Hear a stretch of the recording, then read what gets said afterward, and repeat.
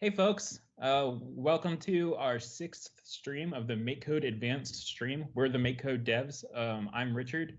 Well, four of the MakeCode devs. I'm Richard, at Richard on the MakeCode forums. I'm Shannon. I'm at Shakao on the MakeCode forums. I'm Daryl. I'm at Darzu on the MakeCode forums. And I'm Joey at JWonderl on the MakeCode forums. Cool. And so last stream, we kind of went through taking the Falling Duck game and remixing it a little bit, adding some new mechanics. And today, Daryl's going to be leading us towards adding some more and kind of finishing what we started in the last stream. So I'll pass it to Daryl. Awesome. Thanks, Richard. Yeah, so last time we started with Falling Duck, and let's see, what did we add? So we added this invincibility stuff, right, with these invincibility frames.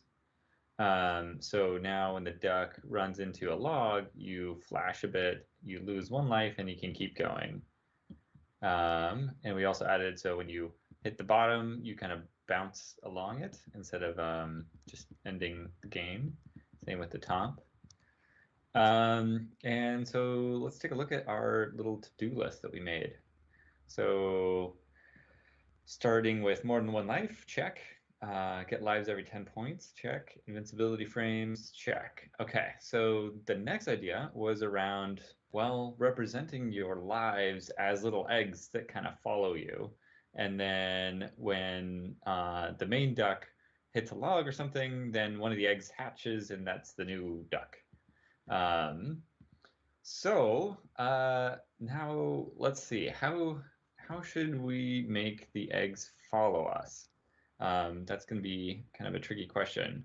Do any of you guys have any ideas about that? It seems like a good use case for arrays. Indeed, yes. I think it would be a good use case for arrays. So I think, well, so eggs, let me take some notes. So I think we'll want arrays, and I think we're going to want an array of eggs, right? Of like all the eggs following us that represent lives. I'm also thinking that we might want the eggs to follow kind of exactly the path that the duck went. Otherwise, if you have the eggs kind of doing something else, then they might clip through the logs or something like that. So I'm just gonna posit here that maybe we want an array of duck positions. But maybe let's start a little bit more simply. First, I'm just gonna add one egg and kind of see where that goes. So in onStart, I'm gonna create a new sprite. I'm going to, let's see, draw an egg. Oof, let's see if I can do this. Maybe I'll start with kind of a circle shape and round it out a little bit. I'm not as good at freehanding sprites as Richard. Low ball. Oops. Oh. And then let's see, maybe some shading. Darker on one side, something like that. Maybe even darker right in this corner. Let's see what that looks like. So now we just got a little egg floating there. Does that look like an egg? I think Minecraft has taught us that eggs for chickens have red spots. Maybe you can give it like a white highlight on the corner. Oh, that's a good idea. On the opposite side, like up here? Yeah, just like there. Yeah. See how that looks. Yeah, that's kind of eggish. It's a little pointy looking, actually. Maybe I'll just remove this top little bit and this bottom little bit.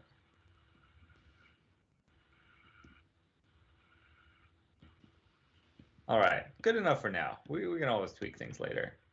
Okay, so now we've got an egg, and it's just sort of floating through the middle. Let's see if we can do something else. First of all, I'm going to call this something new. I'm going to say egg. And I don't think this is going to be a player. I'm going to say this is an egg so that if it collides with things that you don't trigger all the sort of player code. Verified for a second you were going to put food. No, we're a vegan duck. All right, so now I think I want the egg to sit kind of behind the main sprite. So I'm gonna go ahead and say change egg exposition by, let's say, -10. Let's see how that looks. It's a little close. Maybe -20. Okay, maybe something like that.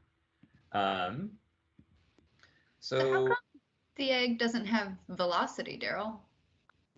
Oh, well, we didn't set any velocity. It's So following your duck? it's not really following the duck. Instead, the duck is actually stationary with respect to the x component. Only its y component is ever changing.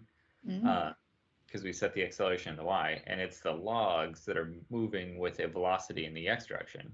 So relativity teaches us that, you know, an object moving in a reference frame is the same thing as like the object staying still and everything else around it moving.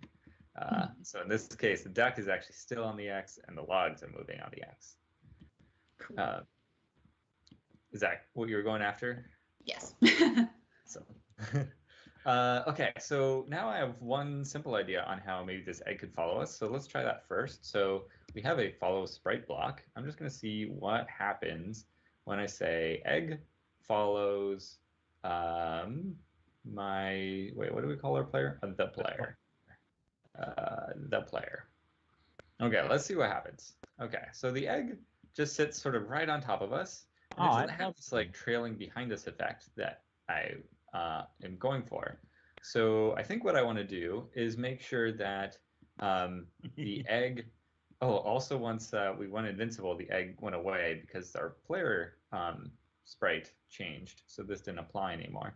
But let's ignore that for the moment. So I want the egg to always be a certain distance behind us.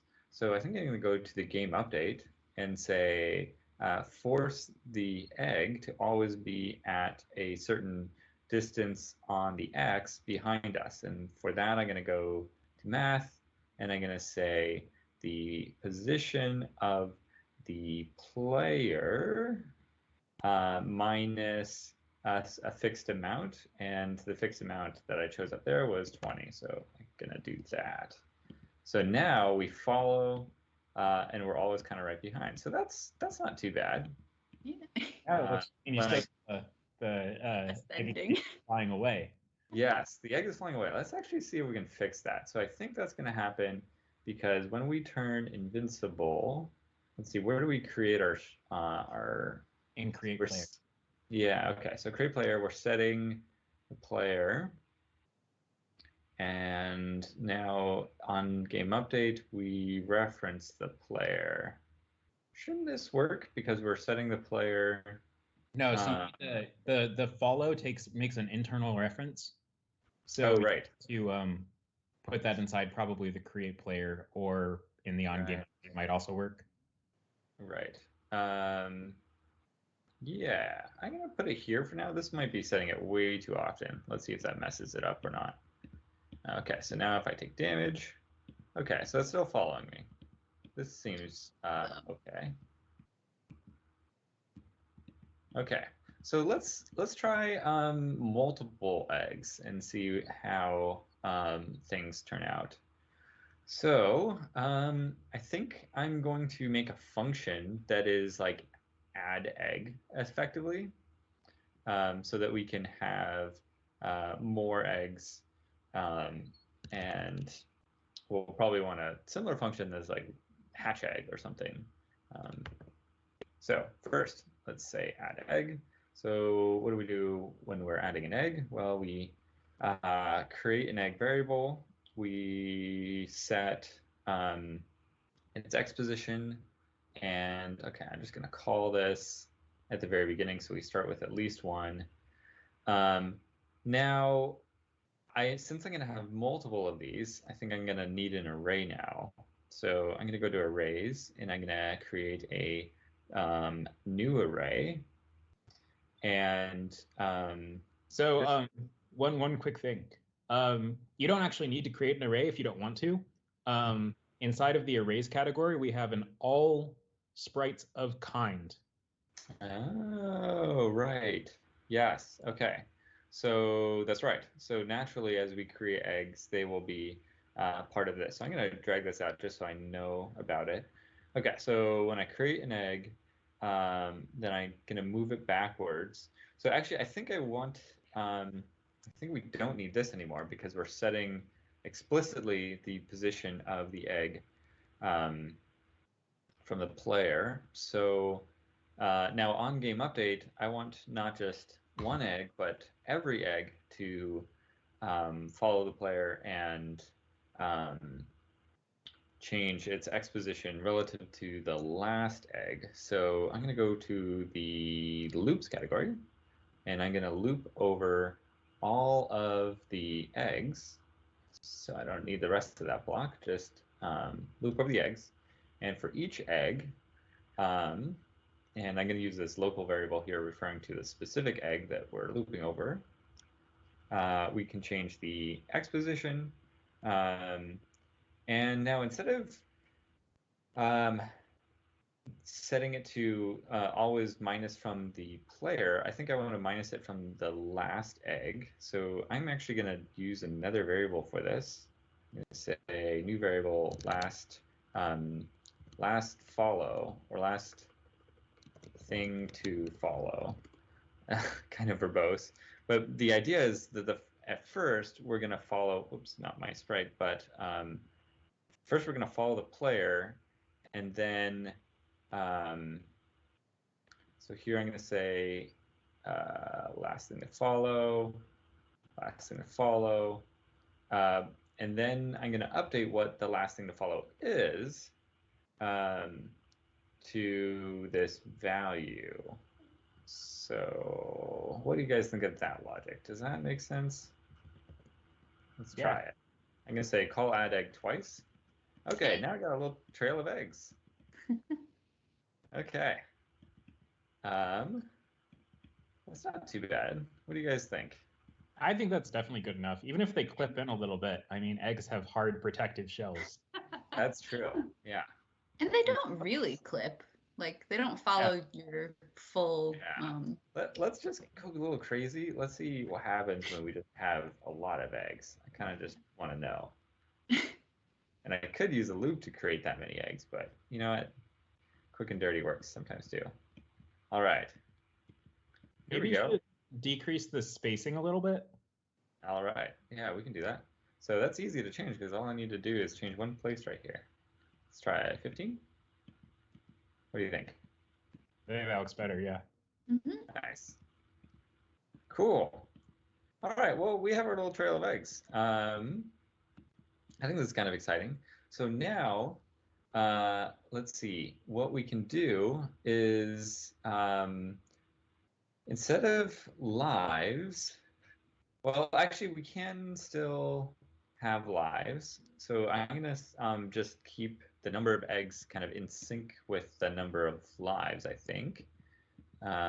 Or should we get rid of the notion of lives altogether? What do you guys think? So if you go into the info category, I think you can grab the number of lives. Yeah, this variable there. Mm-hmm. Great, so I'm going to use a loop to create eggs. I'm going to say repeat add egg, and the number of times I'm going to do that is the number of lives that we start with. So we should start with 3, and then, you know, if I were to say we start with 5 lives, then we would start with 5 eggs. Okay, so that was kind of easy. Now, when we lose lives, we're going to have to go through sort of a egg hatching thing, which is maybe going to be a little bit complicated, but let's start simply. So first I'm going to say hatch egg as a new function. And I think the simple thing to do would be, let's see. We want to destroy probably the last egg. So I think I can do that by saying sprite destroy my sprite, and the sprite that I'm going to destroy is going to be the last value. So in the array category, we have all these things for accessing values at in arrays. Let's see, find get value at. Let's do. There's get and remove last item, I think. Yeah, but I'm not sure I want to remove it from the Oh, I see. the list, because it's this built-in list that is controlled kind of by Arcade. So I think if I do this, destroy the egg at position 0. Let's see what. Oh, I'm not calling it anywhere. So I think we have this other function that is lose life, don't we? Take damage. Yeah. Take damage. Okay. And right. So in this case, we can just say hatch an egg inside of the if. So let's see. Now we have this. Oh, and now we're down an egg. And let's do it again. Now we're down another egg. And now we're out of lives. So actually, I think we want the number of eggs to be one less than our lives, right? Because when we have no eggs, we still we can still fly, right? Mm-hmm. So I'm going to do a quick math expression here, and I'm going to say life minus 1. That's how many eggs we have. So 3 lives means we got a current duck and those 2 eggs. The perfect name for this game. Oh yeah? It's falling duck generations. Oh wow. Okay. So let's call this 6th stream falling duck generations. I'm sort of mixing and matching what. Here, let me clean this up a little bit. Generations. What is that a reference to, Richard? Oh, I just thought it was a good name. Yeah. Nice. Because there's generations of ducks. Transformers movie with that title? Is there? I don't know. I feel like there's a bunch of shows or something with that. Okay, great. So now we're consuming these eggs, and it's sort of matching our lives. So we ran into an error there at the very end of the game. So let me think about why that is. I think it could be because you were trying to remove an egg that does not exist. Right, yes. Let's do a conditional around this destroy, and we want to say only if the, let's say, length of the list is greater than 0. So the length of this list is greater than 0. I have these sort of ghost blocks that I'm going to move. Good catch. All right, let's see what happens. So invincible,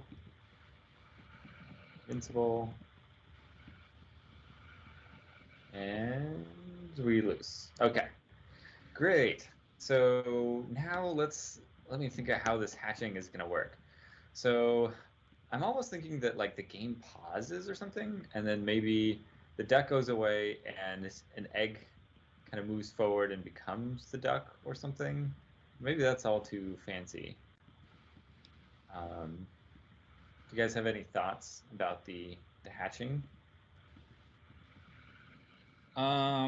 So what you could do is, so right now we turn the player into a damaged player, and then we turn it into a regular player again once its lifespan's up, right? Mm-hmm. So what if when we turned the player into a damaged player, we actually just made the sprite invisible, and then we took the egg that we destroyed and make it just move to where the sprite was, and then we like swap them, you know? Yeah. Okay, so let me think. So making him invisible, that's kind of easy.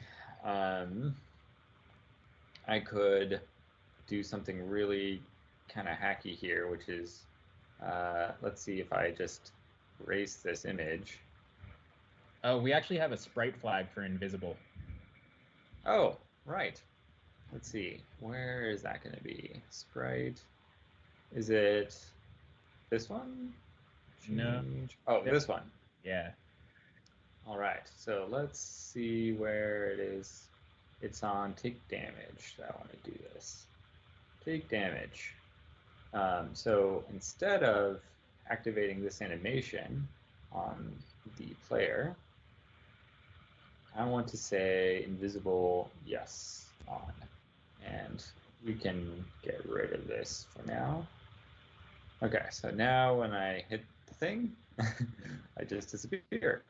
And yeah, now it's going to be real hard to play.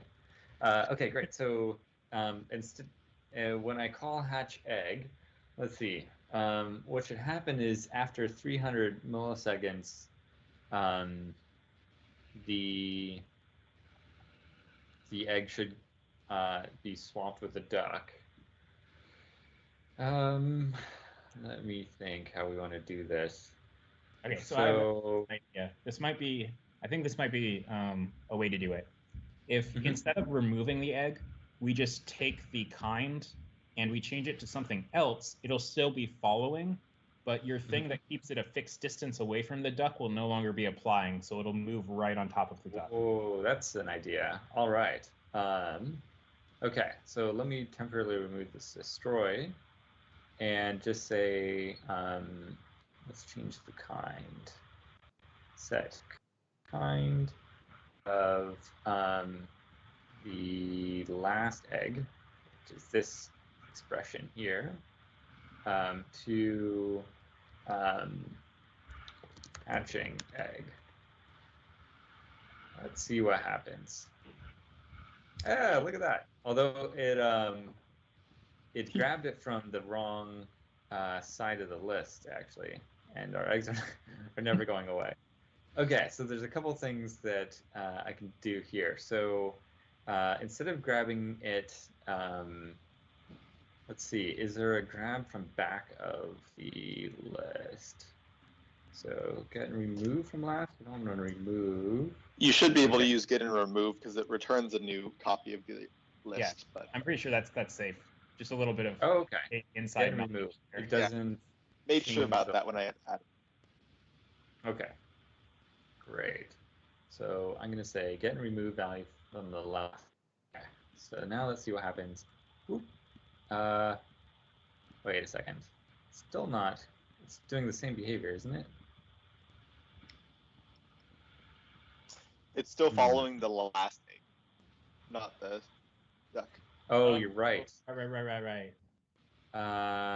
Okay, so I think what I can do is I'm just going to use a variable here. Let's use a new variable. Going to call it the hatching egg. That overlaps with the sprite kind new duck. Okay, so the new duck is going to be the last egg, and we're going to change its kind. And we're also going to reset the follow to go after the player. Set my sprite. New duck, follow the player. Okay, let's see what happens now. Okay, so maybe we had it right the first time. Instead of this, I'm going to go to arrays and say get the value at the beginning of this array of eggs. All right. Anyone think what I'm doing wrong this time? It's possible they're not sorted. Oh, I see. I guess it doesn't matter which egg, hatches. Yeah, that's true. There's sort of some sibling competition I think going you can on. still tell what's happening. Right. It's actually a more dramatic animation if it comes from the back. Okay, great. I think I'll leave that as that is for the moment.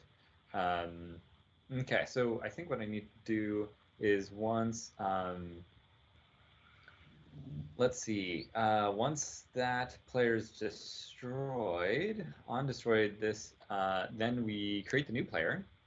And here I think what we want to do is delete, so I think for every sprite that is a hatching egg, we want to delete it. It's an arrays, I think.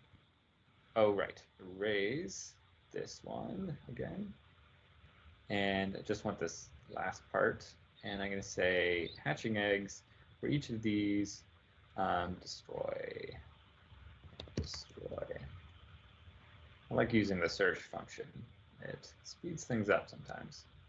Okay, so now we've got this, and then we've got our little egg there, and then now it's into a duck. All right, now we got last egg, and now I lose. All right, what do you guys think of that? Should we? I think it needs a hatching animation. Yeah, I think it needs a hatching animation. Okay, let me try my art skills. So when we create the hatching egg, I'm going to start an animation. So I'm going to go to the animation category, and I'm going to drag out this animate my sprite block. So this is a different animation scheme than the other one we had where we did frame by frame that way. This way I can use the new fancy schmancy animation editor. Okay, so let's just see how this starts looking. So I should probably start with that egg first. Is there an easy way for me to do that? I'm going here, select this. No. Control. I don't think it's gonna. It doesn't work. That's not gonna work. Okay, I'm just gonna try and recreate the egg real quick. So let's do something like that. And for everyone who's been frustrated about that at home, it's on our backlog. we will get to it. There's like a hack if you go into JavaScript, but you might not want to do that. Right.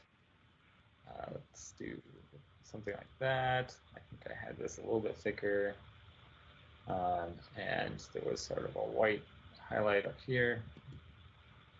And sort of a darker highlight down here, or shadow. That kind of looks like an egg. Okay, great. So this is the animation editor. There's all kinds of cool things we can do here. For one, I can duplicate this. These are my frames in the animation. I can duplicate my previous frame to create a new frame. So now I've got this new frame, and I think I'm going to start cracking the egg. So let's see. Maybe I'll do something like that to sort of splinter. And now I can sort of start playing the animation. I have a feeling that I'm going to want to do this more slowly. So, well, let's just see real quick. Yeah, okay, there we go. So we got the start of something going. Let me duplicate this and do this crack just a little bit at a time. And then a little bit more. A little bit more. And a little bit more.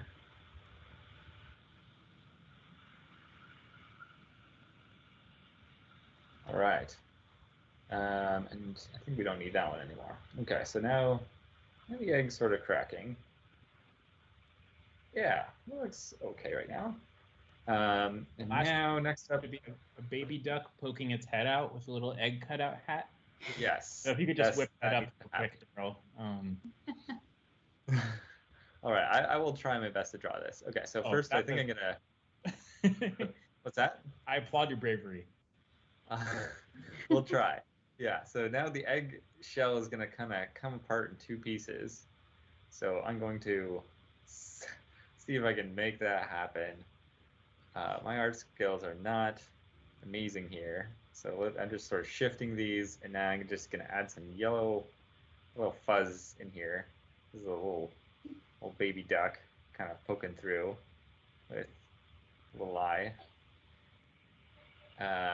All right, so Oh my God, that's I've got great. that. And now let's move the shell even farther. And actually, I can't really move it farther here. I think what I'm going to do is start crumbling this shell away. So I'm going to start eating off of the sides here. I have no idea if this is going to work out. Let's just start disintegrating this shell and do a little bit more yellow, a little new hatchling poking through. And a little bit more beak. And let's duplicate that. Let's continue on forming our new fledgling duck. And disintegrate this shell even more. Daryl, this is beautiful, just so you know. I'm watching. I did not practice any of this, so I have no idea how this is gonna go. I think you've got. Might need to go in the gallery. Like, I think you've got enough frames now. Duplicate again. Okay. Remove Maybe even we more could shell. timing a bit so it syncs. But... What's that? Oh no, it's good. Oh, okay. Okay, so now we've got not much of that shell left and quite a bit of duck. Oh boy, I gotta start adding wings and stuff. I think you could probably stop now. Let's see. Well, I guess I can't use that color. That's ambiguous with the shell. How do beaks look? Maybe there. A little bit more fuzz. Okay, and then one more frame. Let's do a bunch more yellow. Art is a very important part of games, so it's not. Agree. Let's see. Remove most of the shell now, and then I think I'll just do one more frame. And remove the rest of this shell. And let's see.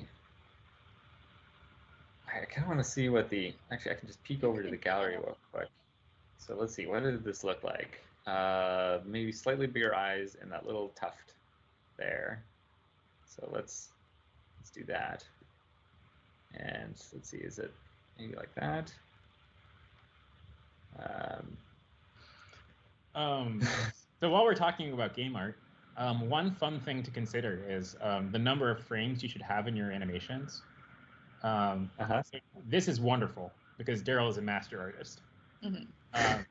But often when you're animating a sprite, it's tempting to put in even more. That looks really good, Daryl. It's incredible. It's like it's a baby and then it grows into a big one, which is great. It's not super well timed yet. And let's see. No, I think it's good because it's like a baby duck for a second and then it's like a parent duck. Maybe if we change that lifespan just a little bit, I can line it up with my animation a little bit better. Or you could also change the animation. Yeah, make it take a little bit longer. Mm-hmm. Yeah. So anyway, well, as I was saying, it's important to consider the number of frames you want to have in your animations because a lot of times if you make one animation that has a ton of frames, then all of the other animations in your game also have to have a ton of frames to match. So I know I do this all the time where I animate a sprite and I'll give it walking frames that it has like 20 different frames. It's good to try and do less with fewer frames and so that you reduce the amount of work for yourself. But don't change the thing, Daryl. This is amazing. No, this is great.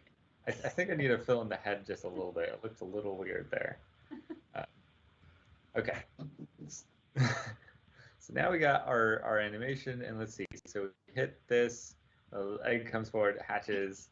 Next one hatches. This is incredible. Yes. Also, it's perfect because you know exactly when you stop being invincible. Like. Yeah. Because an adult duck. I don't think you want to Like, I think the timing's good, honestly. You think the timing's good? Okay. Yeah. Well, let's see. How are we? So, I think one thing we didn't do is if I make it 10. Oh, geez, I'm so bad at this game. Now you can see Richard is just so much better at this. Let's see if I can make it 10. Oh, nope. Oh, man.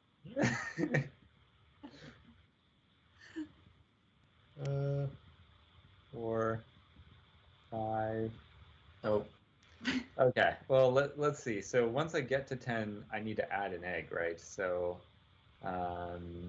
where did we do then? We said, oh, that was on collision with the gap, right?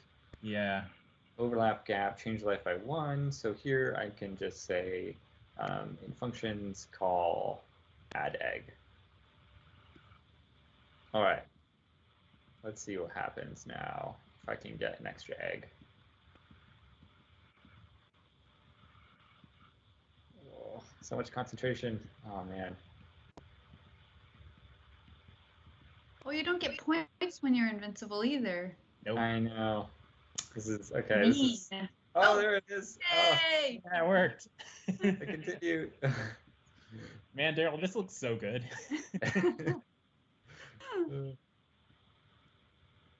Oh, this is awesome. So much better than that terrible invincibility animation I did last time.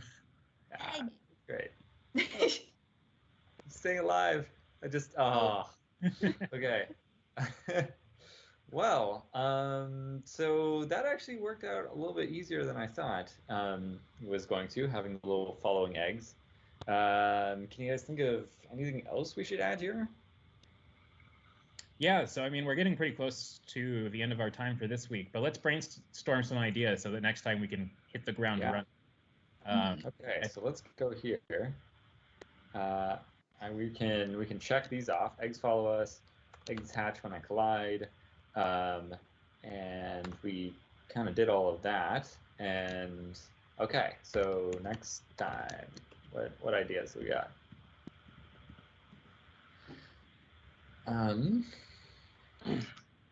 So one thing we could do is make it change environments as you keep going. So like you start out, it's sunny, or maybe it gets darker, or you go from wood to having like stone gates. Yeah. There could be like power-up items in between the gates. So if you grab them, different things happen. Power-up items. Yeah, that sounds great. Let's see. Yeah, what kind of things could help a player like me, navigate more easily, or maybe upgrade so I could one can navigate more easily. So Like right now we could have something. a constant difficulty. It starts out as hard as it ever gets. Yeah. Right. So we could ramp it up, and even if we don't ramp it up, like we could cap the ramp up so that it just gets to where it is right now. But like it starts out more spaced out, and then just gets up to a point where you're in kind of like the full mode. Yeah. So 20 points are easy, but then after that, it's like harder. Right. That sounds good. I'm also thinking, maybe one of the power-ups you have is you've got like one time you can destroy one log in front of you or something. So if you know you're not going to make it and you have one saved up, you could like destroy an obstacle. Yeah. So like a drill or something. Yeah. Or we turn the duck something into Like bread the duck throws. Sorry. the duck transforms into a woodpecker. Oh, we could have different types of eggs, and then you just turn into whichever bird is next. Yes. Okay, but wait. Absolutely.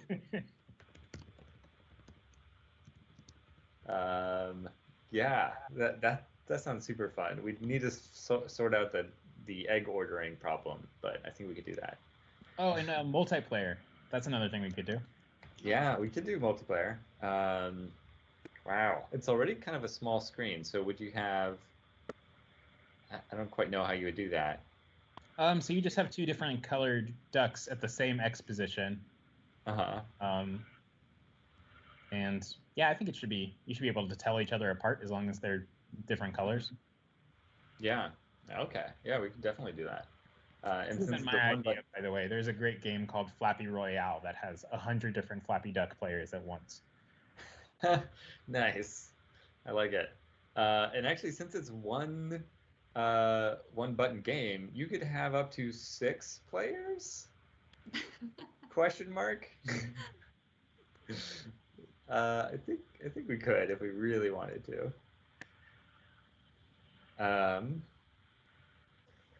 And then they could switch. Whoever's ever got the highest scores in the front, and then the lowest score in the back, because at the back you have the most time to plan things out. Just a thought. Okay, any other ideas you guys have?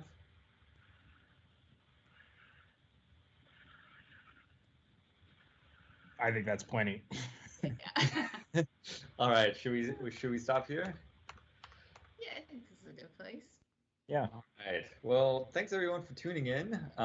We have evolved this game into Falling Duck: Generations. We now have a bunch of little eggs following us that we can hatch from. And yeah, stay tuned for next time, and maybe we'll get to some, but probably not all of those items on our list. I'm Daryl from MakeCode, Darzu on the forums. I'm Richard. I'm at Richard on the forums. I'm Shannon. I'm at Shakao on the forums. And I'm Joey at J1Daryl on the forums. Awesome. All right. See you guys tomorrow. Same time, same place. See ya.